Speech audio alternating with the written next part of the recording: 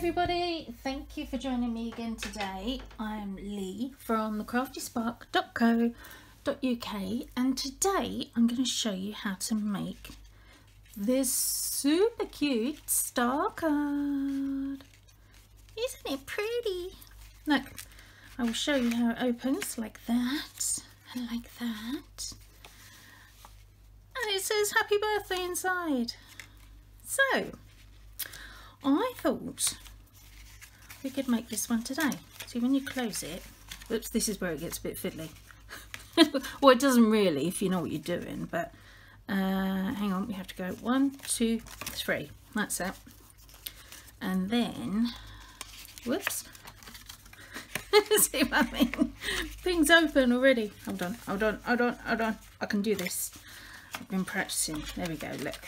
Pull that bit out, you fold that bit in, like that. It's probably a really simple way to slide it in there, but if you've watched any of my videos, you'll know that I'm a bit cack-handed, to say the least. Okay, let's get on and make this one then. So to do this, we are going to start with a piece of paper, 12 inches across the top, 10.5 inches down the side. Okay, now this is from the Sweet Treats suite of paper, which also includes this one and this one and various other ones, but I won't go through them all with you now. What I'm trying to find is, there it is, my paper cutter. Now you can do this on a guillotine, but I found it easier to do it on my paper cutter. First thing you need to do is mark the centre of your 12-inch paper. So I'm lining it up. I don't know if you can see. Oh, I'm just on the camera. Look at that. Oh, that's a good guess, wasn't it? But I'm going to line it up at 10.5. Whoop. No, what am I talking about? I'm lining it up at the 12 mark. 12 and half of 12 is 6. And I'm going to mark it with my pencil. Which, can you see that there? Look, just there. Halfway. Just go halfway across, okay? Then you need to, let's get around the right way, line up. Actually, if I swivel it this way around, then I'll be on the camera and you'll be able to see it, won't you? So I film on my phone, so my camera doesn't go up and down like some people's does. So we are going to line up the mark that we just made up here and the bottom corner. Okay, so hang on, try and be as precise as you can when you do this bit, because this kind of sets the stage for the whole card. So line them up nice and carefully, put your guide down and then just slice it off. Keep this bit. It's quite a big bit. You'll be able to use it for plenty of other things. Oh, I know what I could use it for actually. I've just had a thought, because I'm making this for my niece. I could use it for a gift tag. Yeah, that's what I'll do. Oh, probably shouldn't have said that actually, because she watches my videos. Oh, duh. Oh, never mind. Right. Front mark again to the bottom again, just as we did on the first side. So you are now left with a triangle. Okay, now so I'm just finding someone to put my paper cutter so I don't knock it flying. When you drop them things, they make a big old noise. Right, scoreboard time. With your scoreboard, line your paper up on one side so that you're at a triangle, okay? And then I really should go up a little bit, shouldn't I? No, I can't do it. I was going to try and do it, but it's not going to work. Line it up on the edge, and you want to score at 5 1/4. So follow the line down, then score, and then go to 7, which you can't see because it's off the screen, but believe me, 7 is there. Follow it down and score. Okay, now you need to do that on each side. So 5 1/4, score, 7, score. Now I'm actually using the smaller end of my scoring tool. A lot of people, when they're using paper, use the bigger end. I always use the smaller end, but if you are going to use the smaller end, be very careful, because you will go through your paper if you press too hard. Alright, be warned. 5 1/4, 7. Now all these measurements are going to be on my blog as usual and under this video. So if you did miss any of that with me gabbling, don't worry, it will be there. Okay, now we need to fold. Whoops, let's do it on the score line, shall we? Fold all our score lines. Now you'll notice I'm not burnishing them yet. You'll see that bit in a minute. Now you need to decide at this point what you want inside, whether it's this one or this one. I'm going to have this one on the inside, I think. Yeah, I'm going to have this one on the inside. So I'm going to fold my paper forwards and then out. Okay, zigzag, forwards and out, and forwards and out. So that will give our star. Actually, no, I'm not. I'm going to do it the other way. I'm going to go that way. Just had a sudden moment there. I'm going to go that way. Yeah, that's what I'm doing. I'm going that way. That's why you don't burnish, because if you've burnished those folds and then you change your mind, you can damage your paper. Bearing in mind we are working with paper, not card.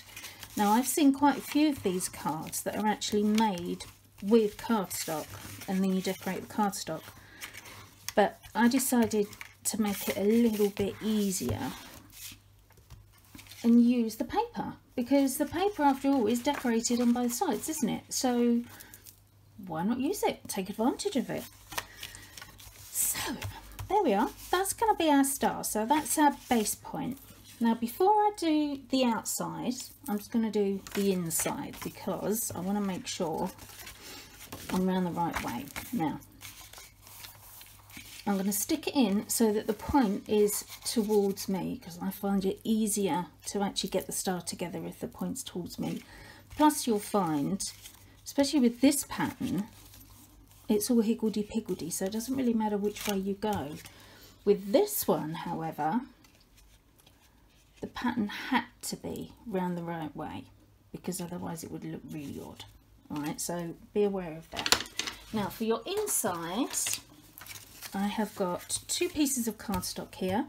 I've got one piece, this is Melon Mambo, this one, and this one measures 5 3/4 by 5 inches. And this one is 5 1/4 by 5 1/2. 4 1/2, sorry, not 5 1/2. Do you know what? I've written that down wrong on a little piece of paper. And what I've done is I've marked each one in the centre on the long side, exactly the same as we did with this. All right, now I'm just grabbing my cutter, and I'm just going to cut these exactly the same way as I did the other one. So line up the centre, cut down to the corner. There we go. So that's that bit done.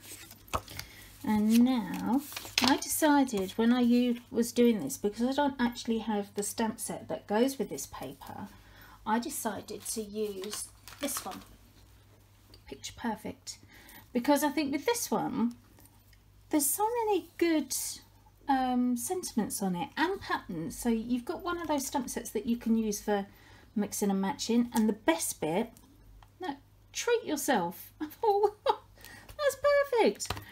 So I'm going to use Happy Birthday and Treat Yourself.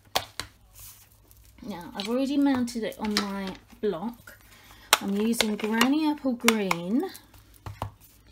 Make sure I get this around the right way. So remember, this is going inside the card and I want the point towards me. So I'm just going to stamp that. I'm actually going to go probably a little bit higher than ordinarily I would, simply because where you've got a point at the bottom, you're not really going to be able to get a lot of writing in there. So make sure that you've got big enough gaps to actually get the writing around, or you could find yourself getting a bit frustrated because you've made this wonderful card and you can't actually send it to anyone because you can't write in it. Yeah, I've done that before. Made it and then thought, I've got nowhere to write. So I've had to put like a little note inside it to say, oh, this is for you, by the way. Happy birthday. Right, this one, we're good though. Look, happy birthday. And this, whoops, I've got a bubble on my glue. This is going to go, whoop, a bit wobbly there, never mind. So this is going inside the card, facing me. So I need to put this in that centre triangle. Just slide it into place a little bit there. There we go. All right, so that's our middle done. Easy peasy. Now if we close this up, I've done it again, haven't I? 1, 2, 3. That's it. I'll get the hang of that soon. Right, front of the card now. Now for our front, I am going to, whoops, use, hang on, I'm just trying not to knock my sequins everywhere. I've got some gorgeous grape striped ribbon. I have got a circle of white. I have got a scalloped circle of melon mambo. And these, if you're actually looking at your dies, these are, whoa, that's really dark. So I've just looked in my camera. Let me see if I can lighten that a little bit without it glaring. Hey, hey, hey, look at that. I should have done that to begin with. We have light. Ta-da! Okay, so we have got, to do this, to do these, I've used this one and this one. Now, which one would that be? So that would be, yeah, that would be the second biggest, and that would be the third. Yeah, the third. Oh, I'll leave it there, we'll move it later. Alright, so the second and the third. Now the reason I've done it that way is so that when I actually put it on there, rather than just having a very narrow curly border, I've got a nice big curly border. I just think it looks a bit nicer, that's all. And I've done this. Oh, now see, that looks too dark again. Too bright again. There we go. Ah, voila. Easy peasy. Right. I did some fussy cutting. Now I actually did this last night because I hate fussy cutting, but I've done this one, which I was quite proud of myself for doing. And as you can see, I've chopped out another bit. Now, if you've got the dies that match this sweet treats, or how sweet it is, sweet treats, how sweet it is, whatever it's called, you can use the dies and you can cut these out from the paper because it actually fits from the paper to the die, so you don't even have to stamp it, it's there. But I don't have the dies, so I had to cut it myself. And like I said, I hate fussy cutting, but oh, never mind, had to be done, didn't it? Now, Granny Apple Green ink again. I'm going to stamp on the circle. Let's get it around the right way, that'll always be good. I'm going to go halfway, but I'm going to go right over to the right hand side with it. Is that straight-ish? Yeah, that'll do, won't it? Let's make sure all the ink's on there. There we go. If you're a bit worried about using stamps and stamping straight onto things, you could always invest in a stamparatus. I'll show you one of those in another video. They are so good, so good. But today, just for quickness, we'll do it with our blocks. Now, this is the bit that really drives me nuts, okay? I love ribbon when it does this. You know, this like ziggy-zaggy thing? I've got a die that cuts a ziggy-zaggy thing, but obviously it doesn't do it out of ribbon. And I do like to use ribbon. But I always fight with it when I'm trying to do this. So I came up with this little idea, which may work for you, may not work for you. Some people were just really good at doing this and they just bang it on and it's all done and they're like, yay, there you go, so easy. I'm just sitting there going, oh no, it's not, I can't do it. So what I did was, first of all, I put double-sided tape down. Oops. Because I thought I can use that as my starting base. All right. Then I can put my ribbon on. Now this ribbon, actually I probably should tell you how big it is. How big is it? 16 inches this ribbon, which if you're in centimetres I think is about 40. Yeah, it's about 40 centimetres.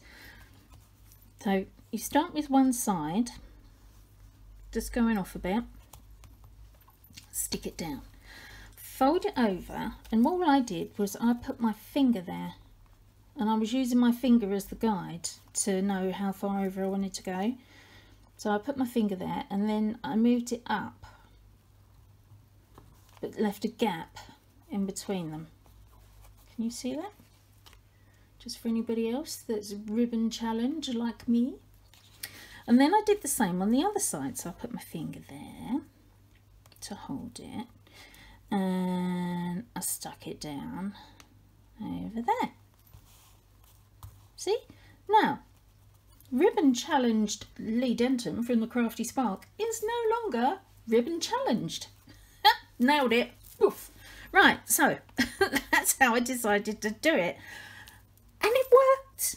Yeah! Now, the only problem is when you do it, obviously you've got sticky there and sticky there, which can flatten your circle that goes over the top. So what I did, being the smart cookie that I am at the moment, I stuck a dimensional over the sticky, and then just because I can and because I've left a gap in the middle, I also stuck some over that because I thought, well, that way the ribbon is definitely held in place and the sticky is covered, so that when I actually put this on with the dimensionals on, if somebody leans on it, it's not going to end up sticking to that double-sided tape that's already on there. Genius, huh? I thought so too. Oh dear. Fun you have when you're crafting. You find all these little things that you can do if you just know how to get around them. Like getting over being ribbon challenged. Ribbon challenge syndrome. There you go. I've invented a new term. Ribbon challenge syndrome. Are you challenged by ribbons? If so, watch this video and you will learn how to get over your ribbon challenge. Oh dear. Okay. Shut up. Stick that on there. There, look. See? Boom. Brilliant. Now, grab my scissors, do a little trimmage on the end. So, one like that. And then, should we go the same way? Did I? Yeah, why not? About there, wasn't it? Yep, that'll do. Right. Get rid of your dimensional backings and your bits of tut. Okie doke. Now, for a cutie little die cut. Well, it would be die cut if I had the dies, but I don't. That is going to pop itself. Whoops. If I can move my ribbon out of the way. There you go. It's going to be kind of there. So I need to make sure I get the dimensionals on where it needs to go. because otherwise it's not going to hold. Oh, I've used these silly ones, haven't I? These ones actually come out of one of the card packs. As you can see, I've stuck them on there. I don't know if you can see, but these are white and these are creamy colour. The creamy colour ones are the ones you buy in a pack and are perfect. You can get them off so easily. The creamy ones, I think they're like, I don't know, I think maybe they're mass produced for the card kits, so they're not quite as brilliant, but they're okay. I mean, I wouldn't throw them away because, well, it's a waste, isn't it? And I don't do waste. I don't do waste. Right, now can you see why I had to put that sentiment over to the right? If I'd put it in the middle, I wouldn't be able to get my sweetie jar on, would I? Okay, last thing. I'm going to sit down for this. This is how you know we're getting serious. Fine tip glue pen. I want to put some little sequins on. And I'm going to put one there, one there, one there, one there, and one there. Go. I've put the dots on because I want to get the pin back in that glue as fast as I can so that it doesn't dry out. Now, this wondrous little thingy-me-jiggy is called Take Your Pick. Yeah, I know, it's a bit of a weird one, isn't it? But if you pull the end off, it's got sticky putty in it, which, when you're doing this, is perfect. Now, these sequins, whoops, you have to actually touch it properly to pick it up, obviously. These sequins are, I think they're just called iridescent sequins. You get like a whole pot of them, like this, like loads of pretty colours. And I really like them. I'm really into sequins at the moment. It used to be that I would use like the rhinestones and everything, but these have a bit of colour in them and I really like it. Let's turn that one on the other way. So I've used the pool party ones on this card, and on this one these are actually pear pizzazz. Although there's no pear pizzazz in there, there's granny apple green. Oh, actually, is that pear pizzazz? Tell a lie, there's pear pizzazz in there as well. It would have still matched anyway, it would have been fine. But, oh no, get off. That's the only problem with this thing. With these super tiny ones, it can be a bit difficult. It's really good though, because that flat end, no, I just use that just to flatten out the sequins once they're on there to make sure they stick properly. When you use this though, you must not use the lid, lose the lid, there it is, like I just did, because this will dry out and go hard, this putty stuff. So make sure you put your lid back on. Super sealed, very tight, very good. Okay, I think we're done with those. Now all we need to do is pop it on our card. Now, a little thing to remember. You need to open this, yeah, because somebody needs to look inside.